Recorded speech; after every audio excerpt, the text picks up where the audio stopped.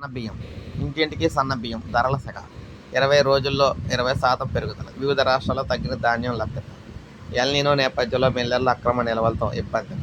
So gas, ఇంధన, అదేవిధంగా నిత్యావసర సరుకుల ధరలు పెరగడంతో లబోదిబోమంటున్న సామాన్య మధ్యతరగతి కుటుంబాలపై ఇప్పుడు సన్న బియ్యం పిడుగుపడింది. గడిచిన 20 రోజుల్లో వీటి ధర ఏకంగా 20% పెరిగినట్లు మిల్లర్లు, బియ్యం వ్యాపారులు చెబుతున్నారు.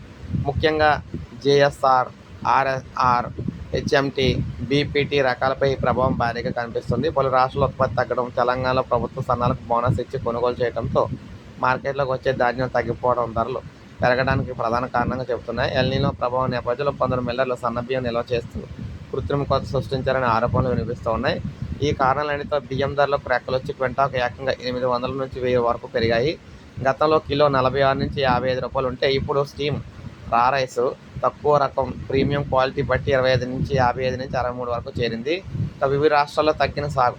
ఉత్తరప్రదేశ్, కర్ణాటక, మహారాష్ట్ర, పశ్చిమ బెంగాల్ వంటి పలు రాష్ట్రాల్లో గతంలో కంటే సన్నాల సాగు తగ్గినట్లు మిల్లర్లు, బియ్యం వ్యాపారులు చెబుతున్నారు. భారీ డిమాండ్ ఉండే జేఎస్ఆర్ రకం మహారాష్ట్రలో అత్యధికంగా సాగు చేస్తున్నారు. ఈసారి అక్కడ దిగుబడి తగ్గడం కూడా ధరల పెరుగుదలకు కారణమని చెబుతున్నారన్నమాట.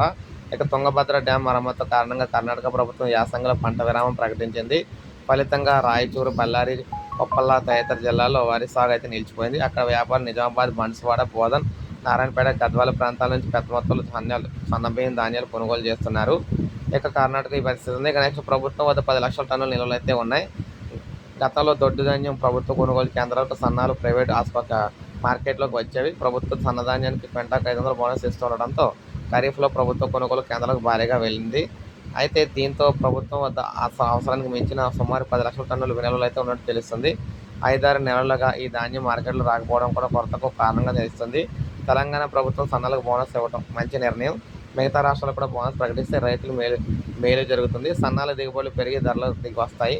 అదేవిధంగా తెలంగాణలో 5 లక్షల టన్నుల సన్నధాన్యం వేలం పూర్తయింది.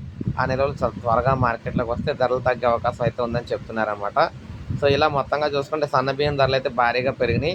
సో ప్రజెంట్ అయితే ఈ బియ్యం అయితే అందరూ అయితే ప్రజెంట్ అయితే తగ్గిస్తారనమాట. అందుకే ఈ బియ్యం అయితే రైతులకు బోనస్ ఇచ్చినట్లయితే సన్న బియ్యం వేస్తారని చెప్తున్నారు. సో ఇది అప్డేట్. ఒక లైక్ చేయండి, సబ్స్క్రైబ్ చేసుకోండి.